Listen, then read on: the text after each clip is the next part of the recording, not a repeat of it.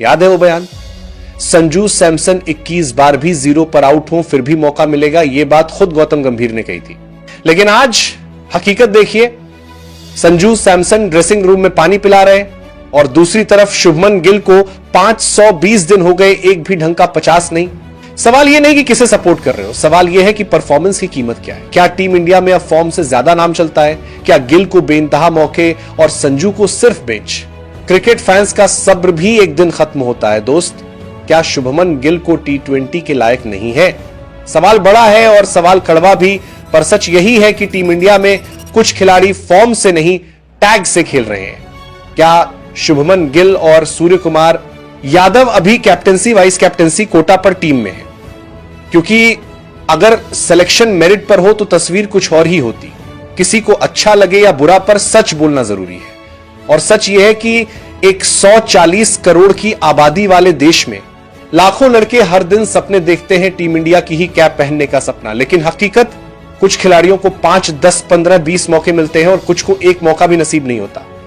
आज बात उसी दर्द की, उसी नाइंसाफी की। पहला सवाल, क्या शुभमन गिल और सूर्य कुमार यादव फॉर्म में है? जवाब साफ है, नहीं, बिल्कुल नहीं। और अगर कोई कहे कि टीम जीत रही है इसलिए सवाल मत उठाओ, तो भाई भारत में क्रिकेट सिर्फ 11 खिलाड़ियों की प्रॉपर्टी नहीं, ये एक 140 करोड़ लोगों की भावना है। अगर कोई प्लेयर चले, ताली सबसे पहले मैं बजाऊंगा, पर जब न चले तो सवाल भी उठेंगे और उठने चाहिए। सवाल नंबर 2, क्या इन दोनों का सिलेक्शन फॉर्म पर हो रहा है? नहीं, पूरा देश देख रहा है, स्टैट्स भी बोल रहे हैं। सूर्य कुमार यादव आखिरी 19 T20 innings, average 13 strike rate 119, कई बार 0, 1, 2, 5, 7, एक भी क्लच, नॉक नहीं। कोई ऐसा मैच नहीं जिसमें कठिन पिच पर टीम को बचाया हो। बड़े टूर्नामेंट, बड़े मैच, बड़े मौके, सब जगह फ्लॉप, लेकिन फिर भी वो कप्तान है। अब शुभमन गिल, एक और बड़ा सवाल। T20 में 13-16 इनिंग्स, एक भी 50 नहीं, 3 इनिंग्स में ही 30+, बाकी सब सिंगल डिजिट, डबल डिजिट में स्ट्रगल। लेकिन फिर भी ओपनर, वही जगह पक्की, वही वाइस कैप्टन, वही बैकिंग, वही मौका, वही सेटअप, वही क्यों? क्योंकि वो टैग लेकर आते हैं, वो पोस्टर बॉय है। और अब तो वाइस कैप्टनसी की ढाल भी मिल गई है, और किसकी कीमत पर? यही असली आग यहीं से शुरू होती है। पहला, संजू सैमसन 10 इनिंग्स 3 शतक, लेकिन बाहर क्यों? क्योंकि गिल को ओपन कराना है। दूसरा, यशस्वी जायसवाल 160+ का स्ट्राइक रेट, लेकिन बाहर क्यों? क्योंकि गिल को जगह चाहिए।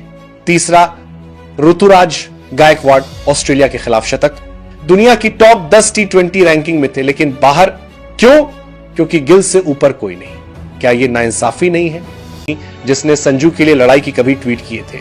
संजू सैमसन भारत का सबसे टैलेंटेड यंग बैटर है, और आज उन्हीं के कार्यकाल में संजू ओपनिंग से हटाए जाते हैं, मिडिल ऑर्डर में भेजे जाते हैं, फिर 11 से बाहर, फिर स्क्वाड से बाहर। वजह, गिल को जगह चाहिए, और कप्तान वाइस कप्तान की लॉबी बहुत मजबूत है। ये बात कई लोगों को चुभेगी, लेकिन क्रिकेट में सबसे बड़ा रोग है फेवरेटिज्म, और वो आज साफ दिख रहा है।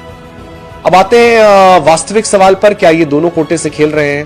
हाँ, पूरी बहस पढ़ने या सुनने के बाद जवाब यही निकलता है, फॉर्म नहीं, परफॉर्मेंस नहीं, क्लच पारी नहीं, बड़े मैच में योगदान नहीं, रन नहीं, स्टैट्स नहीं, फिर भी टीम में जगह। अगर ये मेरिट है तो फिर संजू को क्यों बाहर, यशस्वी को क्यों बाहर, गायकवाड़ को क्यों बाहर? मतलब बिल्कुल साफ है, ये सिलेक्शन टैलेंट से नहीं, टैग से हो रहा है। ये वीडियो किसी खिलाड़ी से नफरत नहीं, ये सिस्टम से सवाल है। क्योंकि टीम इंडिया एक 140 करोड़ भारतीयों की है, किसी एक कप्तान वाइस कप्तान की नहीं। अगर शुभमन गिल रन बनाएंगे, सबसे पहले मैं खड़ा होकर ताली बजाऊंगा। अगर सूर्य कुमार यादव चमकेंगे, सबसे ज्यादा खुशी मुझे होगी, ये दोनों मेरी भी पसंद रहे हैं। लेकिन जब रन नहीं बन रहे, जब मौके पर मौके मिल रहे, जब दूसरे खिलाड़ियों का करियर बर्बाद हो रहा है, तो सवाल उठेंगे, और जरूरी भी है। क्योंकि ये देश क्रिकेट से दिल लगाकर बैठा है, और दिल सिर्फ फॉर्म पर चलता है, फेवर पर नहीं। याद रखिए, आप खेलोगे तो सर पर बिठाएंगे, पर नहीं खेलोगे तो सवाल जरूर पूछेंगे। और ये सवाल खेल का नहीं, इंसाफ का है। आपको क्या लगता है, किसे मौका देना चाहिए? कमेंट करके बताइए। जय हिंद, जय भारत।